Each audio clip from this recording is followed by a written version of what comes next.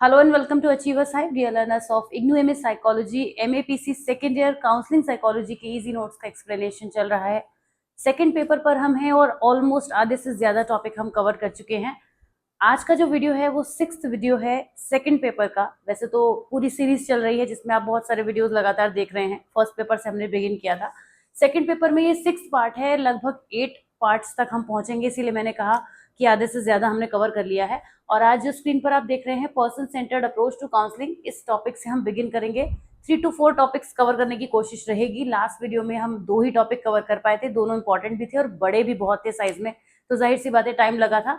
Next 35 to 40 minutes के अंदर हम कुछ 4-5, ज्यादा हो गया 4-5 नहीं, 3-4 टॉपिक्स ही हम कवर कर पाएंगे।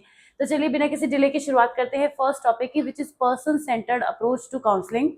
ये जो टॉपिक है इसको जब हम शुरू करते हैं तो उससे पहले ये जान लीजिए, ये जो पर्सन सेंटर्ड अप्रोच है ये ह्यूमनिस्टिक अप्रोच से एसोसिएटेड है, कनेक्टेड है। ऐसा मैं क्यों कह रही हूँ? क्योंकि वही एक अप्रोच ऐसी है, ह्यूमनिस्टिक अप्रोच, जिसमें क्लाइंट को इंपॉर्टेंट माना जाता है, पर्सन को इंपॉर्टेंट माना जाता है, ह्यूमन को इंपॉर्टेंट माना जाता है। इसीलिए तो ह्यूमनिस्टिक इसका नाम है, इसके नाम में ही आधी बात छुपी है। तो अब आप नहीं भूलेंगे कि ये ह्यूमनिस्टिक अप्रोच जो है उससे एसोसिएटेड है। और इस अप्रोच की एक मेजर पॉइंट कह सकते हैं, एक सबसे बड़ी बात जिसको आपको ध्यान में रखना है कि जब हम इसके काउंसलिंग के मेथड्स की बात करेंगे, जो भी करेंगे, उसमें पर्सन को फोकस पे रखा जाता है। मतलब जो ह्यूमन बीइंग है उसको सबसे ज्यादा इंपॉर्टेंट समझा जाता है, क्लाइंट को बहुत इंपॉर्टेंट समझा जाता है। तो क्या बाकी थेरेपीज में ऐसा नहीं होता? क्या वहाँ क्लाइंट इंपॉर्टेंट नहीं होते? वहाँ होते हैं, क्लाइंट वहाँ भी इंपॉर्टेंट होते हैं, लेकिन वहाँ और भी बहुत सारी चीजें इंपॉर्टेंट होती हैं। पर यहाँ तो सारा एसोसिएशन ही क्लाइंट से है, मतलब क्लाइंट ही सब कुछ है, ऐसे समझ लीजिए। उसके लिए हमें बहुत ज्यादा एफर्ट्स करने हैं और उसको इस काबिल बनाना है कि वो अपनी प्रॉब्लम को आगे खुद रिजॉल्व करने के लायक बन सके। तो पर्सन सेंटर्ड अप्रोच जो है वो कार्ल रॉजर्स ने दी थी और वो भी एक ह्यूमनिस्टिक फॉर्म है थेरेपी की, that emphasises the importance of creating a supportive non judgemental environment. Highlight करते हुए चलेंगे, which clients can explore their thoughts and feelings.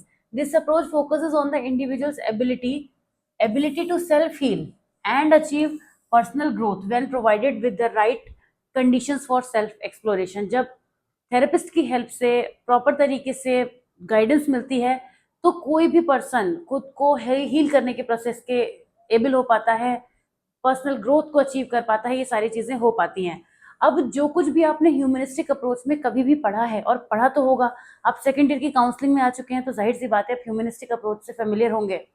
तो आप जानते होंगे कि कुछ टर्मिनोलॉजीज ऐसी हैं जैसे unconditional positive regard, empathy, therapeutic relationship, बहुत सारी चीजें होती हैं जो इसका एक पार्ट है। वही सब इसके प्रिंसिपल हैं, क्योंकि मैंने आपको शुरू में ये बात बता दी कि पर्सन सेंटर्ड अप्रोच जो है वो जो हमारी ह्यूमनिस्टिक अप्रोच है उसी का पार्ट है, उसी के अंदर से निकला हुआ एक मेथड है पर्सन सेंटर्ड अप्रोच, और कुछ नया नहीं है। तो उसके अंदर भी वही प्रिंसिपल्स फॉलो होंगे जो हम मेजर थ्योरी में पढ़ते हैं। तो सबसे पहले अनकंडीशनल पॉजिटिव रिगार्ड क्या होता है, अलग से भी 3 मार्कर में पूछा जाता है, मैंने कई जगह मेंशन किया इस बात को। आप वैसे भी जानते हैं कि अनकंडीशनल पॉजिटिव रिगार्ड क्या होता है। मींस हमारे सामने जो क्लाइंट है उसकी प्रॉब्लम को अनकंडीशनली अंडरस्टैंड करना, उसे बिना जजमेंट के, नॉन जजमेंटल होकर पर्सन की प्रॉब्लम को समझने की कोशिश करना, उसी को हम अनकंडीशनल पॉजिटिव रिगार्ड कहते हैं। रियल लाइफ में हमारे पास इसके बहुत एग्जांपल्स होते हैं कि जब भी हम किसी पर्सन को नॉन जजमेंटल होकर उसकी बातें सुनते हैं तो वो पर्सन हम पे ट्रस्ट करने लगता है। ट्रस्ट करने से हमारे और उसके बीच का कम्युनिकेशन बेटर होता है, कम्युनिकेशन बेटर होते होते थॉट्स में एक सिंक आने लगता है, इमोशंस अच्छे से आपस में सिंक्राइज होने लगते हैं और उसके बाद पर्सन जो है वो अपनी प्रॉब्लम्स हमसे बहुत आसानी से शेयर कर पाता है। तो अनकंडीशनल पॉजिटिव रिगार्ड के बहुत सारे बेनिफिट्स हैं। ये थेरेपिस्ट जो होता है यहाँ पे एक्सेप्टेंस के साथ बात करता है, नॉन जजमेंटल सपोर्ट होती है यहाँ पे, और क्लाइंट के जो थॉट, बिहेवियर, फीलिंग है उनको जज नहीं करता। This acceptance creates a safe space for clients to open up without fear of criticism और रिजेक्शन। और हम सभी चाहते हैं कि हमारी कोई जब बात सुने तो हमको क्रिटिसाइज ना करे, हमारे थॉट्स को रिजेक्ट ना करे, एटलीस्ट सुने। फिर आती है एम्पैथी, ये भी इसका एक कोर कॉन्सेप्ट हो जाता है ऑफकोर्स, क्योंकि एम्पैथी जो होती है वो बहुत जरूरी है। आपको पता है कि काउंसलर के लिए बहुत ही जरूरी ट्रेट है एम्पैथी का होना। एम्पैथी होने से क्या होता है, हम दूसरे पर्सन की जगह पर खुद को रखकर वैसा फील कर पाते हैं। जब तक हम किसी की तकलीफ को, किसी के दर्द को फील नहीं करेंगे ना, एक्चुअली फील नहीं करेंगे, तब तक हम उसको वो सोल्यूशन नहीं दे पाएंगे, वो सजेशंस नहीं दे पाएंगे जो एक्चुअल में उसके लिए वर्किंग होंगे। वैसे तो हम बहुत एडवाइस देते हैं लोगों को, बड़ा शौक होता है लोगों को दूसरों को एडवाइस देने का, बिना मांगे भी देने लग जाते हैं। लेकिन ये सिचुएशन ही तब अलग होती है जब हम किसी के टुवर्ड्स एम्पैथेटिक बिहेवियर रखते हैं, फील करते हैं वैसा। तो एम्पैथी भी इसका एक कोर कॉन्सेप्ट हो जाता है जिसमें हम क्लाइंट की फीलिंग को अंडरस्टैंड कर पाते हैं और एक एम्पैथेटिक अंडरस्टैंडिंग डेवलप करते हैं। फिर है कॉन्ग्रुएंस। कॉन्ग्रुएंस जो टर्म है वैसे तो मैथ्स में बहुत सुनने को मिलती है आप लोगों को, अब क्योंकि मैं एक मैथ्स टीचर भी हूँ, मैं अक्सर आप लोगों को बताती हूँ। तो कॉन्ग्रुएंस मैं तो वहीं का एग्जांपल दे देती हूँ कि दो ट्राइंगल कॉन्ग्रुएंट कब होते हैं, या दो शेप्स कोई भी होती हैं ज्योमेट्रिकल, वो कॉन्ग्रुएंट कैसे होती हैं, कॉन्ग्रुएंसी के रूल्स क्या होते हैं, लेकिन मैथमेटिक्स पे आपको नहीं लेके जाऊंगी। लेकिन बात यही है यहाँ पे भी, कॉन्ग्रुएंस का मतलब हो गया, जैसे मैंने आपसे कहा कि दो ट्राइंगल कॉन्ग्रुएंट होते हैं, मतलब कुछ सिमिलर प्रॉपर्टीज होती हैं उनमें, तभी हम उन्हें कॉन्ग्रुएंट कहते हैं। मैथ्स वाले बच्चे रिलेट कर पाएंगे। तो उसी तरीके से यहाँ पर जो क्लाइंट है और जो थेरेपिस्ट है वो एक जैसे तो नहीं हो सकते, सिमिलर भी नहीं हो सकते, लेकिन उनके बीच के जो वाइब्रेशंस है ना वो एक्सचेंज होंगे। मीन्स थेरेपिस्ट जो है वो कुछ पॉजिटिविटी ट्रांसफर करेगा और जो क्लाइंट है वो अपनी नेगेटिविटी को अपने अंदर से थ्रो करेगा। अब आप ऐसे मत सोचिएगा कि वो हम जो हमारे काउंसलर उसको नेगेटिव कर देगा, वो नहीं कर सकते ऐसा, क्योंकि यहाँ की पॉजिटिविटी बहुत ज़्यादा होती है, यहाँ का पेशेंस बहुत ज़्यादा होता है, यहाँ की जो टूल्स और ट्रिक्स होती हैं वो बहुत ज़्यादा होती हैं। तो वो नेगेटिविटी थेरेपिस्ट को नेगेटिव नहीं कर सकती, हाँ, लेकिन वो उसमें से ज़रूर बाहर निकलेगी। तो यही होता है कॉन्ग्रुएंस की। Congruence refers to the therapist being genuine, authentic, and transparent in the therapeutic relationship. The counselor's inner experience and outward behavior should align, creating an environment where the client feels the therapist is real and trustworthy. जो हमारा client है वो congruent में आ जाए, मतलब एक sink में दोनों लोग आ जाएं। और सिंक में कैसे आएंगे, जब हमारा जो काउंसलर है वो जेन्युइन रहेगा, ट्रू रहेगा, तो चीजें सिंक में होने लगेंगी। क्योंकि क्लाइंट थेरेपिस्ट के पास क्यों आया है, काउंसलर के पास क्यों आया है, अपनी प्रॉब्लम को रिजॉल्व कराने के लिए। और जब उसको लगेगा कि मैं जिस पर्सन के पास अपनी प्रॉब्लम सॉल्व कराने पहुंचा हूँ वो जेन्युइन है, वो सही तरीके से चीजों को कर रहा है, तो आपस में दोनों के इमोशंस अलाइन होने शुरू हो जाएंगे। ये चीज एम्पैथी में भी हम देखते हैं। फिर self actualisation. Carl Rogers believed that people are inherently capable of self growth and self actualisation. वो ये मानते थे कि लोग खुद ही सेल्फ एक्चुअलाइजेशन को एक्वायर करने के एबल होते हैं, लेकिन वो उस पाथ को फिगर आउट नहीं कर पाते लाइफ में। तो अगर उनको राइट कंडीशंस दी जाए, राइट डायरेक्शन मिले, तो वो ऐसा कर सकते हैं, राइट। तो सेल्फ एक्चुअलाइजेशन का प्रोसेस जो है वो टॉप मोस्ट होता है। अगर आपने मैस्लो की हायरार्की थ्योरी पढ़ी है तो उसमें आप देखते हैं कि जो सेल्फ एक्चुअलाइजेशन होता है, मैस्लो कहते यही है कि लाइफ में इंसान अपनी डिफरेंट नीड्स को फुलफिल करता हुआ सेल्फ एक्चुअलाइजेशन तक पहुंचता है। तो पहुंच तो तभी सकता है जब वो नीचे से जो है वो चीजों को फुलफिल कर पाए। तो उसी तरीके से वो कहते हैं कि ये एबिलिटी सबके अंदर होती है, लेकिन सब पहुंच क्यों नहीं पाते, क्योंकि कहीं ना कहीं रास्ते में भटक जाते हैं। तो वो जो भटकाव है वो ना हो, उसी के लिए सेल्फ एक्चुअलाइजेशन तक पहुंचने का रास्ता काउंसलर उन्हें दिखाता है। अब इसके अंदर क्लाइंट सेंटर्ड थेरेपी में थेराप्यूटिक प्रोसेस होता कैसे है। The person centred approach focuses on the relationship between therapist and client rather than specific techniques और इंटरवेंशन। किसी एक चीज पर, जैसे सीबीटी की हम बात करें, अगर कॉग्निटिव बिहेवियरल थेरेपी होती है वो में हम क्या देखते हैं कि जो हम मेथड फॉलो करते हैं, हमारा फोकस मेथड पे होता है। पर्सन की प्रॉब्लम को तो ऑफकोर्स हम सॉल्व करेंगे ही, हर मेथड में करेंगे, लेकिन फिर भी हमारा जो मेन फोकस होता है वो होता है हमारे क्लाइंट पर। क्लाइंट ही हमारे लिए यहाँ पे इंपॉर्टेंट है, और जो मेथड है वो कोलैबोरेटिव चलता है, मतलब थेराप्यूटिक प्रोसेस जो है वो दोनों के कोलैबोरेशन से चलता है। अब कुछ पॉइंट्स है इसमें, आइए क्विकली डिस्कस करते हैं। Client led exploration. In person centred therapy the client not the therapist directs the session. ये इंपॉर्टेंट बात है, क्योंकि जब हम बार बार ये कह रहे हैं कि क्लाइंट इंपॉर्टेंट है, क्लाइंट के अकॉर्डिंग चीजें होती हैं, तो क्लाइंट के ही हिसाब से जो है वो सेशन चलता है। पर हिसाब से चलने का मतलब ये नहीं है कि यहाँ पे गाइडेंस डायरेक्शन जो है वो क्लाइंट देता है। The therapist provides a supportive environment where the client can freely explore their thoughts, feelings and behaviours. The focus is on the client's subjective experience rather than on a predetermined therapeutic agenda. इसके अलावा non directive approach होती है। ये जो method है, unlike other therapies where the therapist might guide और direct the conversation, in person centred therapy the therapist avoids giving advice or solutions. Instead, they facilitate the client's self-discovery by reflecting, clarifying and summarizing what the client shares. Non directive approach चलती है। यहाँ पे जो therapist होते हैं वो कोई solution और एडवाइस नहीं देते, बजाय कि वो क्या करते हैं, वो इस तरीके से क्लाइंट की सेल्फ डिस्कवरी को क्रिएट करने की कोशिश करते हैं कि वो अपनी चीजों को बेहतर तरीके से कर पाए। थेरेपिस्ट का एक्टिव लिसनिंग का काम होता है। पहले भी आपने पढ़ा है कि ये कैरेक्टरिस्टिक है जो काउंसलर में होनी भी चाहिए, तो कोई ज्यादा बड़ी बात नहीं है। वहां पे वो क्लाइंट के वर्बल नॉन वर्बल कम्युनिकेशन पे बहुत ध्यान देते हैं।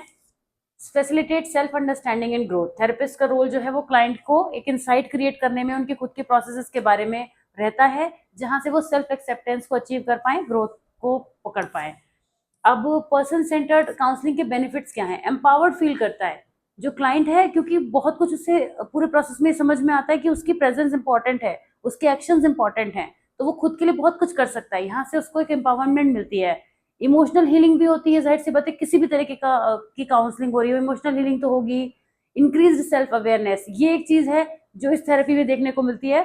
जो क्लाइंट होता है, they gain deeper insight into their values, beliefs and desires. तो इस तरीके से क्लाइंट सेंटर्ड अप्रोच या पर्सन सेंटर्ड अप्रोच, दोनों नाम इसी की थ्योरी के हैं, पर्सन सेंटर्ड अप्रोच कहें या क्लाइंट सेंटर्ड अप्रोच कहें। उसके बाद पर्सनैलिटी से जुड़ी हुई एक थ्योरी आती है, कार्ल रॉजर्स थ्योरी।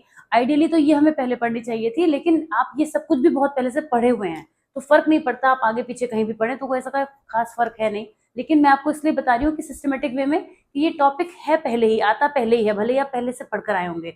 तो कार्ल रॉजर्स की थ्योरी क्या कहती है पर्सनैलिटी के बारे में, आइए अंडरस्टैंड करते हैं। बहुत सारी चीजें सिमिलर मिलेंगी आपको, क्योंकि कार्ल रॉजर्स अभी हमने पढ़ा ह्यूमनिस्टिक अप्रोच को फॉलो करते हैं, उन्होंने क्रिएट किया है।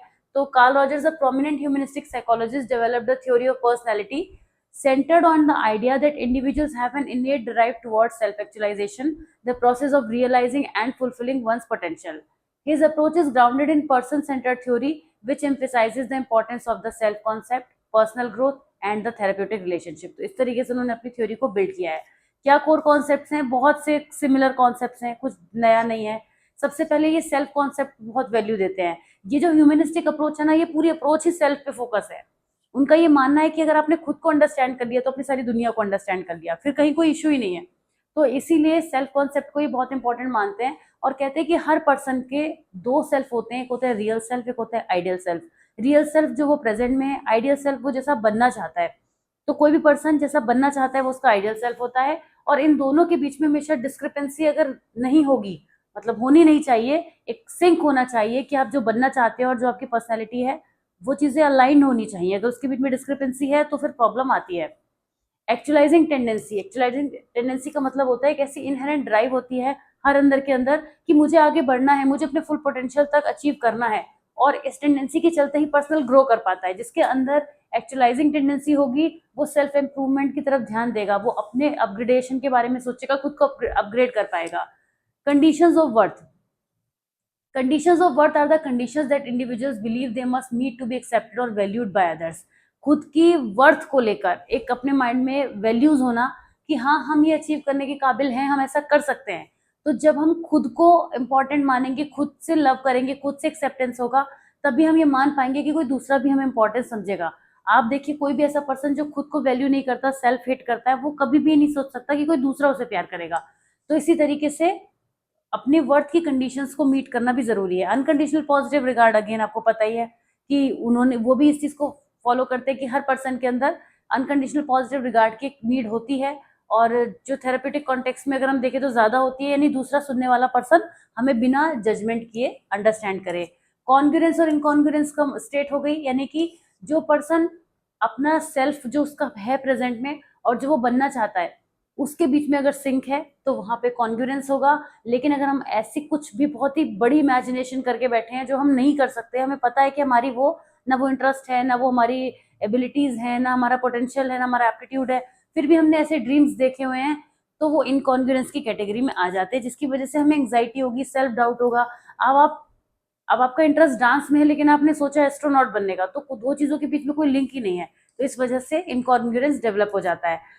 इनका जो व्यू है पर्सनालिटी डेवलपमेंट के बारे में, आइए क्विकली इसको मेरे साथ रीड करके समझते जाइए। According to Rogers, personality develops through interaction with others and is heavily influenced by the environment. तो ये तो मानते हैं कि एनवायरनमेंट का इन्फ्लुएंस तो होता ही है पर्सनालिटी पे।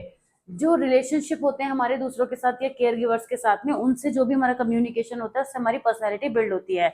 तो वो ये कहते हैं कि अगर होती है तो फिर एक सपोर्टिव और एक्सेप्टिंग एनवायरनमेंट होना चाहिए, यानी अगर वो बॉन्ड अच्छा होगा तभी तो चीजें अच्छी होंगी, तभी तो पर्सन का सेल्फ कॉन्सेप्ट अच्छा बनेगा अपने बारे में।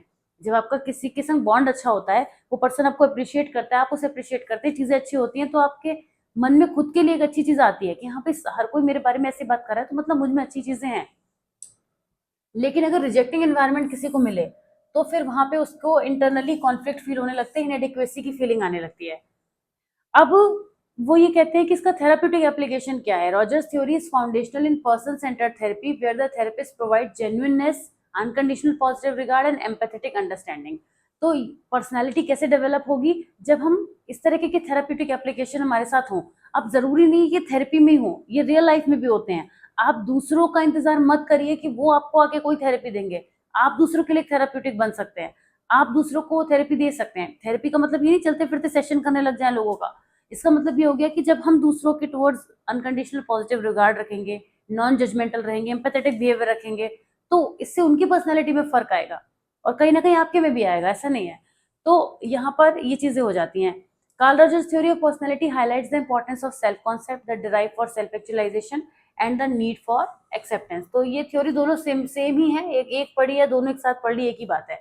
अब रैशनल इमोटिव थेरेपी पे आते हैं, जो कि हमारी कॉग्निटिव थेरेपी से निकली हुई है। बहुत पूछी जाती है आरईबीटी, रैशनल इमोटिव थेरेपी। तो चलिए इसके बारे में बात करते हैं, लेकिन मैं एक ब्रेक ले लूँ क्विकली, क्योंकि मैं इस समय रात के लगभग 12 बजे, अभी 12 तो पूरे नहीं बजे हैं, लेकिन लगभग मैं 12 बजे ये वीडियो बना रही हूँ। तो यस, 12 बजे में बस 10 ही मिनट बाकी हैं। अब ये 12 बज के 10 मिनट बताने का लॉजिक ये है आप लोगों को पहले तो ब्रेक से वापस आती हूँ, और ये टाइम बताने का लॉजिक ये है कि मैं पूरा दिन बोलती रहती हूँ, तो बोलते बोलते मैं थक जाती हूँ, तो मुझे जल्दी ब्रेक की रिक्वायरमेंट हो गई है। इसलिए मैंने आपको बोला कि मैं रात के लगभग 12 बजने में 10 मिनट पर ये वीडियो अभी इस समय बीच में हूँ मैं बनाते बनाते, तो 12 के ऊपर ही टाइम जाएगा। खैर छोड़िए वो सब, वापस आते हैं हम रैशनल इमोटिव थेरेपी पर और इसकी डिफरेंट टेक्निक्स क्या क्या यूज होती हैं। रैशनल इमोटिव बिहेवियर थेरेपी भी इसे हम कहते हैं, आरईबीटी अभी मैंने नाम लिया था, अगर आपने ध्यान दिया हो। आरईबीटी भी कहते हैं, बिहेवियर टर्म इसमें जुड़ जाता है। ये कॉग्निटिव बिहेवियरल थेरेपी का ही एक फॉर्म है, जो कि एल्बर्ट एलिस ने 1950s में डेवलप की थी। एल्बर्ट एलिस का नाम ध्यान रखिएगा, क्योंकि उन्हीं की थ्योरी है। अगर आ जाए एग्जामिनेशन में कि explain the theory given by Albert Ellis, तो कौन सी थ्योरी है, तो इसलिए आपको फिर इसका भी नाम ध्यान रखना पड़ेगा और एल्बर्ट एलिस का नाम भी ध्यान रखना पड़ेगा। अब ये किस कॉन्सेप्ट पर बेस्ड है? That it is not the events themselves that upset us, but rather our beliefs, thoughts and interpretation about these events that lead to the emotional and behavioral disturbance। अब ये बात को एक्सप्लेन करने से पहले एक बहुत छोटी से पॉइंट पर आती हूँ कि जैसे कोई एक सिचुएशन हुई, ठीक है, अब उस सिचुएशन के बारे में 4 से 5 लोगों का मान लेते हैं, सबका परसेप्शन अलग अलग होगा। किसी को लगेगा ये तो बहुत बड़ी बात हो गई, ये तो बहुत ही गलत चीज हो गई। कोई दूसरा कहेगा अरे छोड़ो क्या फर्क पड़ता है, ऐसी तो बातें होती रहती हैं। बात एक है, लेकिन सबके थॉट्स अलग अलग हैं। क्यों है? क्योंकि वो बात तो कुछ है ही, ऑफ कोर्स बात भी कुछ है, उसकी भी कोई वैल्यू ऐसा नहीं कि उसको हमें बिल्कुल डिस्कार्ड कर देंगे, लेकिन जो हमारे उस पर रिएक्शन आ रहे हैं, जो हम सबके अलग अलग थॉट्स निकल के आ रहे हैं, वो हमें या तो परेशान करेंगे, एंग्जाइटी देंगे, या हम उस चीज में बहुत नॉर्मल रह सकते हैं। तो मतलब सिचुएशन अपने आप में सब कुछ नहीं होती है, हमारा भी एक पार्टिसिपेशन उसमें होता है। हमारी मौजूदगी से, हमारे एक्शन रिएक्शन से उस सिचुएशन का फर्क पड़ता है। तो जो कुछ भी हम सिचुएशन के टुवर्ड्स कह रहे होते हैं, उसमें हमारा खुद का भी कंट्रीब्यूशन होता है। ये है समझने वाली बात, और यही है रैशनल इमोटिव थेरेपी। यहाँ पे कहा जाता है कि जो इवेंट होते हैं वही केवल हमें अपसेट नहीं करते, लेकिन उनके बारे में जो हमारे बिलीफ है, थॉट है, जो हम इंटरप्रिटेशन उससे बना लेते हैं। कुछ लोग होते हैं ना, जैसे कहते हैं बाल की खाल निकालना, राई का पहाड़ बनाना, ये सब मुहावरे आपने हिंदी में सुने होंगे। तो ये वही है कि हम किसी बात को कितना सर पे ले लेते हैं, या किसी बात को बिल्कुल ही केयरलेसली छोड़ देते हैं। कई बार केयरलेसली छोड़ने की वजह से भी डिजास्टर हो जाते हैं। ऐसा भी नहीं है कि हमें कोई रिएक्शन नहीं देना चाहिए सिचुएशन पर, लेकिन ठीक है, एक बैलेंस होना चाहिए। तो अब आरईबीटी जो थेरेपी है वो इन सिचुएशंस में हेल्प करती है हमारी। कैसे? It aims to help individuals identify, challenge and change irrational beliefs that contribute to emotional distance, thereby fostering more rational thinking. ये हमारे अंदर एक रैशनल थिंकिंग डालने की कोशिश करती है, और कुछ लोगों में ना ये इनबिल्ट होता है। वो लोग इस टाइप के होते हैं जिससे ओम इग्नोराय नमः, कि उन्हें कोई फर्क नहीं पड़ता जो भी चीजें हो रही हैं, बहुत सारी चीजों को, और खासतौर से ऐसी चीजों को जो एक नेगेटिव इम्पैक्ट दे सकती हैं, इग्नोर करते हुए चलते हैं। बहुत सही तरीका है ये कि आप हर दुनिया की हर एक नेगेटिविटी पर रिएक्शन देंगे, तो जाहिर सी बात है वो रिएक्शन का फिर इम्पैक्ट आप पर आना ही आना है। तो यही काम हमें रैशनल इमोटिव थेरेपी के थ्रू सीखने को मिलता है, और इसकी ज़रूरत बहुत लोगों को है। दुनिया में बहुत सारे लोगों को, मुझे तो ऐसा लगता है 99% लोगों को इसकी ज़रूरत है, क्योंकि वाकई में ये एक ऐसी थेरेपी है, ये एक ऐसा मेथड है जो अगर आप पढ़ के भी सीख गए, समझ गए ना, तो आपको तो एटलीस्ट इस थेरेपी की ज़रूरत नहीं पड़ेगी, आप दूसरों को ज़रूर देंगे, ये तो अच्छी बात है।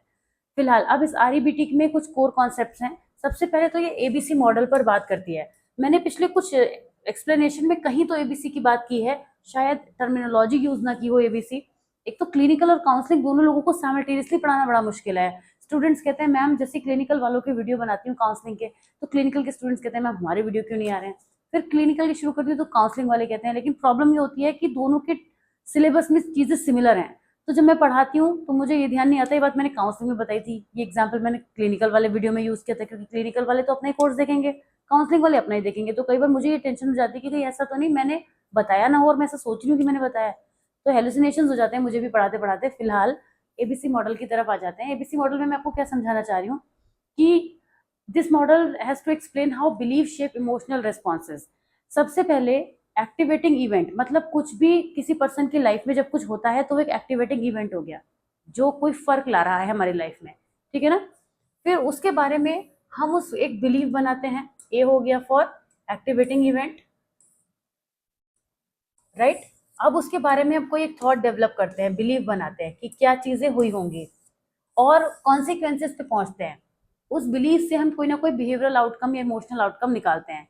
Alice believe that the key to emotional wellbeing lies in challenging and changing irrational belief rather than the event itself. हम अगर अपने बिलीफ को, थॉट को बदलने की कोशिश करें, चेंज करने की कोशिश करें तो बेहतर होगा, क्योंकि कई बार तो इवेंट को चेंज किया ही नहीं जा सकता। कई बार क्या, बहुत बार जो चीजें हो जाती हैं उनको तो कोई बदल भी नहीं सकता। फिर इसके बाद एबीसी के बाद आता है इरेशनल बिलीफ। इरेशनल बिलीफ क्या होते हैं? इरेशनल रेशियो, यानी मैथ्स का जो टर्म है, मैथमेटिकल टर्म है इरेशनल, मतलब जो चीज रेशियो में नहीं है, जस्ट गिव मी 1 मिनट, जो भी चीज रेशियो में नहीं है, मैं कहाँ थी, यहाँ पर थी स्क्रीन पे। इरेशनल का मतलब होता है कि जो भी चीज रेशियो में नहीं है, which is not in ratio, सही प्रपोर्शन में नहीं है, रेशियो में नहीं है, उसी को हम इरेशनल कहते हैं। मतलब सही गलत का बैलेंस नहीं है जिसमें, तो वो इरेशनल बिलीफ हो जाते हैं, जो कि अनरियलिस्टिक होंगे, रिजिड होंगे, इलॉजिकल बातें होंगी। Common irrational belief include I must be perfect in everything I do, people must treat me, I can not stand if when things go wrong. तो इस तरीके की बातें जो इरेशनल होती हैं, ऐसी बहुत तमाम बातें होती हैं, आप भी बता सकते हैं बहुत सारी। अब आता है cognitive restructuring. Clients are encouraged to replace irrational belief with more rational, flexible, and adaptive ones. For example, shifting from I must be loved by everyone, it's nice to be liked, but it's not essential for my self-worth.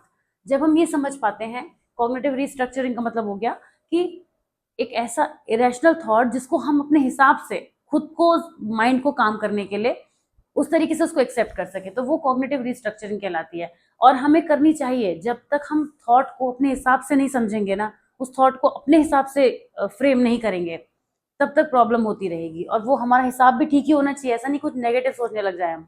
फिर behavioural techniques होती है बहुत सारी, जैसे homework assignment, exposure, role playing. Client को कुछ इस तरीके के टास्क देना जो उनके रियल वर्ल्ड में चीजें पॉसिबल हो, उनको ऐसी कुछ कम्युनिकेशन की प्रैक्टिस करवाना, या ऐसे ग्रेजुअली इरेशनल फियर्स की तरफ लेकर जाना जिससे धीरे धीरे उन फियर से वो बाहर निकलें। Rational emotive imagery, clients visualize themselves in a situation where they typically would have an irrational reaction, but this time they respond with rational emotion and behavior. ये टेक्निक जो है वो रियल लाइफ सिनेरियोज में काफी help करती है। मतलब person imagination करे वैसी कि वो किसी सिचुएशन में कैसा रिएक्ट करेगा, माइंड को ट्रेन करेंगे तो धीरे धीरे बिहेवियर वैसा ही अलाइन होने लग जाएगा। कोपिंग स्टेटमेंट्स, कोपिंग स्टेटमेंट्स का मतलब ये हो गया ऐसी सिचुएशन में अपने आप को रखकर ये इमेजिन करना कि मैं ऐसा कर सकता हूँ, अपने बारे में बिलीफ रखना वैसा, जैसे कि I can handle this situation even if it's challenging.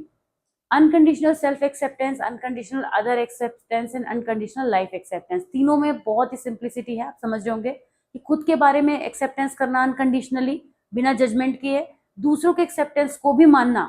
अगर कोई हमारे बारे में कोई ऐसा व्यू रखता है तो उसको एक्सेप्ट करने की कोशिश करना। ये काम तो बहुत डिफिकल्ट है लेकिन कोशिश करना फिर भी। और लाइफ एक्सेप्टेंस, ओके, क्योंकि कुछ भी परफेक्ट नहीं होता है। ह्यूमर भी हमारे लाइफ का एक पार्ट होता है, तो using humour to put irrational belief into perspective, जैसे किसी चीज को लाइटली लेने के लिए कि अरे इसलिए हुआ होगा क्योंकि ऐसा हुआ होगा, मतलब किसी बात को लाइटली लेकर। ह्यूमर का मतलब ये नहीं कि हर चीज का फन बना देंगे हम, लेकिन अपने मूड को लाइट करने के लिए बहुत जरूरी होता है। शेम अटैकिंग एक्सरसाइजेस, अगर कोई पर्सन हमें किसी चीज में रिजेक्ट करने की कोशिश करता है, हम पर कोई ऐसा अटैक करने की कोशिश करता है कि वो फील करेगा प्लेजर, तो हमें वहां काम रहना है, ऐसी एक्सरसाइजेस भी हमें करनी चाहिए। Psycho educational components, educating clients about REBT principle. देखिए एजुकेशन से बहुत फर्क पड़ता है। अभी मैंने इस टॉपिक के बिगनिंग में आपसे कहा कि अगर आप इस प्रोसेस को समझेंगे कि कैसे कॉग्निटिव रिस्ट्रक्चरिंग करनी है, कैसे थॉट्स को अपने बिहेवियर के संग अलाइन करना है, बिहेवियर को थॉट्स के संग अलाइन करना है, तो एटलीस्ट आपको थेरेपी की जरूरत नहीं पड़ेगी। तो जब हम उसको एजुकेट करते हैं कि ये सिर्फ हमें ऐसा लगता है, ऐसा होता नहीं है, कितना स्मार्टली हम दिख सकते हैं, हमारे हाथ में है, तो वो पर्सन जाहिर सी बात है उस पर फर्क आएगा।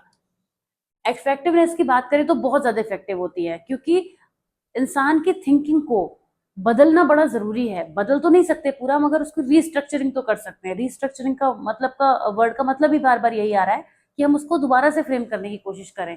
तो REBT is widely used to treat a range of issues including anxiety, depression, anger management and relationship problem. बहुत जगह पर काम आती है, बहुत ही जगह पर, चाहे स्टूडेंट लाइफ में आप देख लीजिए, कहीं पर भी देख लीजिए, REBT जो है वो बहुत ही एम्पावरिंग अप्रोच है। और इसका जो ABC मॉडल है वो भी बहुत ही पावरफुल है। इसके बाद हमारा नेक्स्ट टॉपिक जो मुझे नजर आ रहा है वो नैरेटिव थेरेपी और इसकी टेक्निक है। लेकिन वीडियो को शुरू करने से पहले, मतलब टॉपिक को शुरू करने से पहले, मैं जरा एक बार देखना चाहूंगी हमारा जो आज की क्लास है। अभी टाइम है लेकिन मैं थोड़ा आज टायर्ड फील कर रही हूँ। पूरा दिन खत्म हो चुका है तो जाहिर सी बात है थोड़ी बहुत थकान मुझे भी होगी। अब मैं उस थकान का इम्पैक्ट आप पे नहीं आने देना चाहती। अगले 5 से 7-8 मिनट में मैं एक टॉपिक को बहुत अच्छे से आपको एक्सप्लेन करूंगी, जिससे कि आप जब इसे देखें तो एटलीस्ट आपकी एनर्जी बिल्कुल लो नहीं होनी चाहिए। और आप ही लोगों से मुझे भी एनर्जी मिलती है, तो मैं भी अपनी एनर्जी को हाई करने की कोशिश करती हूँ। आइए इस टॉपिक के साथ में इस वीडियो को खत्म करेंगे।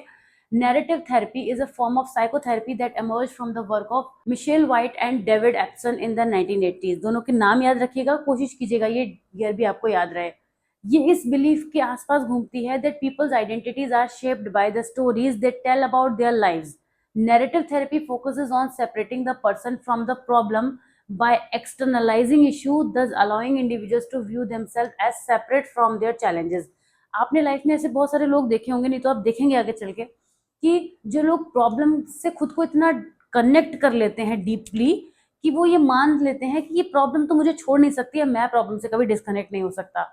जब भी कोई पर्सन कोई भी बात कहता है, उस बात में वो अपने बारे में बहुत कुछ कहता है। ये तो रीड करने वाले पर होता है कि वो उसे कितना परसीव कर पाता है। लेकिन हम जब भी कोई स्टोरी बताते हैं तो उसमें आधे से ज्यादा हम होते हैं। 100% ऐसा होता है, मतलब 100% हम नहीं होते, 100% ऐसा होता है। तो narrative therapy focuses on separating the person from the problem by externalising issue, thus allowing individuals to view themselves as separate from their challenges। Narrative therapy हमें यही सिखाती है कि हम किसी प्रॉब्लम से अलग होकर कैसे बात कर सकते हैं। प्रॉब्लम और हम एक तरफ हैं या प्रॉब्लम और हम आमने सामने हैं, इन दोनों बातों में फर्क है। जब हम प्रॉब्लम के हाथ पकड़ के चल रहे हैं तो हम उसके साथ हैं, जाहिर सी बात है। तो हमें उस सिचुएशन से बाहर निकालने में नैरेटिव थेरेपी हेल्प करती है। This method seeks to help individuals rewrite or reauthor their life stories in ways they highlight their strength, values and abilities rather than their deficits or problem।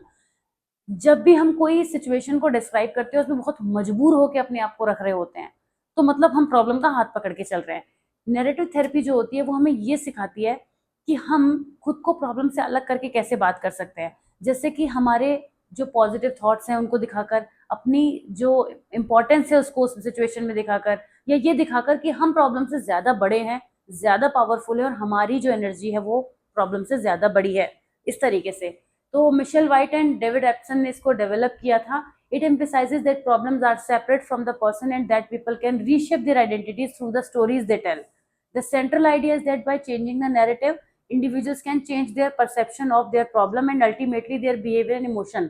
इस बात को मैं दूसरे एग्जाम्पल से समझाऊंगी आपको कि जब कोई सिचुएशन होती है, देखिए कोई एक कहानी है, उसको बताने का हर पर्सन का तरीका अलग अलग होगा। कोई उसमें आपको ह्यूमर डाल के बात को करेगा, कोई उसमें बहुत उसका सैड पोर्शन हाईलाइट करेगा। मेन बात यह है कि किस चीज को हाईलाइट किया जा रहा है। तो हम नैरेटिव जब हम उसका कर रहे हैं, नरेशन जब हम उसका कर रहे हैं, तो उस नरेशन में हम क्या हाईलाइट कर रहे हैं। जैसे इंग्लिश की टीचर, जब इंग्लिश या हिंदी लैंग्वेज के जो टीचर्स होते हैं, जब वो कोई कहानी बताते हैं, तो हो सकता है वो कहानी किसी बच्चे से कहे भाई चलो तुम उठ के पढ़ो, रीडिंग करो। ठीक, बच्चा कैसे पढ़ेगा, उसको एक रीडिंग की तरह पढ़ेगा। टीचर हो सकता है उसी कहानी को पूरे एक्टिंग के साथ में समझाना शुरू करे कि वहां से एक बंदर आया, फिर उसने ऐसा अटैक किया। बच्चों का एंगेजमेंट बढ़ने लगेगा, इंटरेस्ट बढ़ने लगेगा, राइट। तो किस तरीके से उस कहानी का नरेशन किया गया है, उस तरीके से उस कहानी की स्ट्रेंथ आएगी और उसके कैरेक्टर्स की स्ट्रेंथ भी दिखाई देगी। जस्ट एक रीडिंग में और एक नरेशन में प्रॉपर तरीके से फर्क हो जाएगा। तो यही है नैरेटिव थेरेपी और कुछ नहीं है। यही हमें सिखाती है कि हम अपनी लाइफ स्टोरीज को कैसे नैरेट करें कि हम मजबूत नजर आए, हम पॉजिटिव दिखें, और जस्ट नॉट जस्ट दिखें, हम वो बने, वो फील करें। ये चीज हमें इसमें पता चलती है। तो सबसे पहले तो हमें प्रॉब्लम को एक्सटर्नलाइज करना सीखना होगा, जो इसका की कॉन्सेप्ट है। मतलब प्रॉब्लम हमसे अलग है, राइट? कैसे? Narrative therapy encourages clients to separate themselves from their issue by externalizing them. Instead of saying, I'm anxious, a person might say, anxiety is something that I'm struggling with. This helps client avoid self-blame. यहाँ पे person self blame से निकलेगा, जिसकी वजह से problem और वो एक दूसरे से अलग हो जाएंगे। रीऑथरिंग द स्टोरी, अपनी कहानी को रीस्ट्रक्चर करना, किसी और तरीके से प्रेजेंट करने की कोशिश करना, उसे हम कहते हैं रीऑथरिंग द स्टोरी। तो नैरेटिव्स की हेल्प से पर्सन अपने प्रॉब्लम से खुद को अलग करके खुद को एक स्ट्रॉन्ग पर्सन की तरह से रिफ्लेक्ट कर सकता है। Unique outcomes, therapist encourage clients to identify moments in their life where they acted contrary to the problem's influence. ऐसे मोमेंट्स जिनमें कभी आपने बहुत स्ट्रांगली रिएक्ट किया हो, आपकी स्ट्रेंथ दिखी हो, उनको लेकर आना, उनको बाहर लेकर आना, उनको हाईलाइट करना, ये काम होता है इस थेरेपी में। Technique the plot, this technique involves adding more details and depth to the alternative narratives, making them more vivid and meaningful. जैसे मैंने अभी आपको टीचर वाला एग्जांपल दिया कि जब टीचर उस स्टोरी को नैरेट कर रहे हैं एक्शन के साथ में पूरा प्रॉपर तरीके से, तो क्या होगा, उसको उसमें मोर डिटेलिंग और ज्यादा हो पाएगी, बजाय कि उसके जो स्टूडेंट पढ़ता था वो पढ़ के खत्म कर देता 5 मिनट में। लेकिन टीचर जब बताएंगे तो इमोशंस भी डालेंगे, टोन भी डालेंगे, सारी चीजें उसमें ऐड करेंगे। नैरेटिव थेरेपी जो है वो किसी भी पर्सन को एम्पावर करती है कि वो अपनी लाइफ का चार्ज खुद ले सकें, अपनी कहानी के खुद जो है वो कहानीकार बने। यही सब बातें जो आप थोड़ी सी फिलोसफिकल टाइप पढ़ते भी हैं, वही ये चीज में आती है। गोल्स क्या होते हैं नैरेटिव थेरेपी के, स्टेप्स क्या होते हैं? It is based on the belief that people interpret their life through stories. By reauthoring these personal narratives, clients can create new meaning. जब आप अपनी कहानी खुद लिख ही सकते हैं तो क्यों ना बेहतर तरीके से लिखें। वही इसका प्राइमरी गोल भी है कि कैसे आप अपने पर्सनल नैरेटिव्स को रीशेप कर सकते हैं। तो वापस से देखिए, गोल्स में आपको बहुत सारी चीजें सिमिलर लगेंगी, तो मैं क्विकली कर देती हूँ यहाँ पे। रीऑथरिंग द नैरेटिव, अपने नैरेटिव को बेहतर तरीके से प्रेजेंट करना, अपनी कहानी को एक अच्छे तरीके से बताना। मतलब ट्रॉमा, फेलियर, जो भी फिक्स्ड नैरेटिव है आपके माइंड में, वो बदल जाएं और आप उनके पॉजिटिव आउटकम की तरफ आने लगें। प्रॉब्लम से खुद को एक्सटर्नलाइज करें, अभी ये बात हुई थी, तो ये इसका एक गोल भी है। जाहिर सी बात है, हम रीस्टोर कर पाए अपने एम्पावरमेंट को, हम विक्टिम बन के ना रहें, हम स्ट्रॉन्ग पर्सन बाहर निकल कर आए, हमारी एम्पावरमेंट दिखे। सेल्फ एस्टीम इंक्रीज होनी चाहिए, सेल्फ कॉन्सेप्ट भी हाई होना चाहिए, होता है, ये इसका गोल भी है। Okay, creating a more flexible identity, हमारी आइडेंटिटी फ्लेक्सिबल रहे कि कोई सिचुएशन आई तो हम उसमें बहुत जल्दी पैनिक होके बिखर ना जाएं, अपने आप को संभाल सके, सिचुएशन को हैंडल कर सकें। काउंसलिंग, नैरेटिव काउंसलिंग में स्टेप्स कौन कौन से यूज होते हैं? सबसे पहले deconstruction, the counsellor helps the client deconstruct the dominant problematic narrative that has shaped their view of themselves.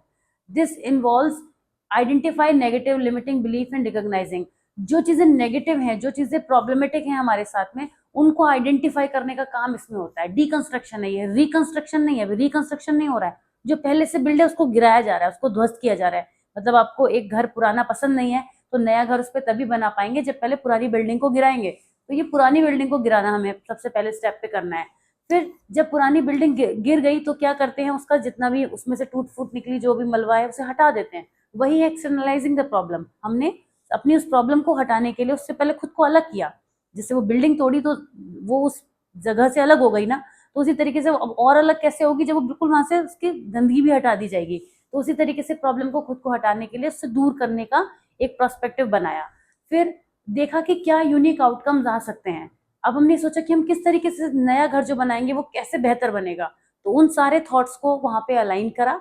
उसी तरीके से हमने देखा कि क्या क्या हमारे जो नेगेटिव नैरेटिव्स थे उसके अगेंस्ट हम क्या क्या पॉजिटिव सोच सकते हैं, पॉजिटिव थॉट्स को आइडेंटिफाई किया। फिर कंस्ट्रक्शन शुरू कर दिया उस प्लॉट पे, रीऑथरिंग द नैरेटिव्स। अब उन जो नैरेटिव्स थे, जो भी नेगेटिव थे पहले, अब उनको क्या करा, पॉजिटिव वे में देखना शुरू किया। मैं थोड़ा क्विक तो चल रही हूँ, लेकिन वो साइमल्टेनियसली जो प्लॉट पे कंस्ट्रक्शन चल रहा है वो आपके माइंड में भी चीजों को क्लियर कर रहा होगा। थिकनिंग द न्यू स्टोरी, अब जो आपका घर बना है नया, जो नया आपने बिल्ड किया है, उसको आप क्या करेंगे, मजबूती देने की कोशिश करेंगे ना, उस पर अच्छा पेंट कराएंगे, उसको लुक अच्छा देंगे। तो वही जो आपने न्यू स्टोरी बनाई है उसको और आपको माइंड में थिक करना है और ज्यादा अच्छे तरीके से माइंड में फिक्स करना है। तो एक्चुअली मैं ये एग्जाम्पल में देते देते मुझे भी स्टोरी अच्छी लगी जो मैं आपको सुना रही थी। तो नैरेटिव काउंसलिंग क्या है, काफी हेल्प करती है हमारे व्यूज को ट्रांसफॉर्म करने में, हमारे थॉट्स को ट्रांसफॉर्म करने में नरेशन की हेल्प से। और ये नरेशन हमें किसी और से जाकर नहीं करना है, ये नरेशन हमें खुद से ही करना है। अपने अंदर उसको हैबिट की तरह डेवलप करेंगे, तब कहीं जाके वो एक ऐसी चीज बनकर आएगी जो हमें बहुत बेनिफिट करेगी, ठीक है ना। अब हाँ, इसके आगे के टॉपिक तो डेफिनेटली हम नेक्स्ट वीडियो में पढ़ेंगे। आई होप कि जो मेरा लास्ट टॉपिक का प्रॉमिस था आपसे वो फुलफिल हुआ है। अच्छी एनर्जी के साथ में इस वीडियो को हम यहाँ पे ओवर कर रहे हैं। मैं मिलूंगी आपसे नेक्स्ट पार्ट में, 7th पार्ट में। और कैसे लग रहे हैं एक्सप्लेनेशन, जरूर कुछ ना कुछ फीडबैक में बताइएगा। वैसे आप लोग देते रहते हैं फीडबैक, मुझे बहुत अच्छा लगता है, मैं पढ़ती हूँ, खुश भी होती रहती हूँ। तो इसी तरीके से मैं मिलूंगी आपसे नेक्स्ट वीडियो में। Till then take very good care of yourself, take care, bye bye.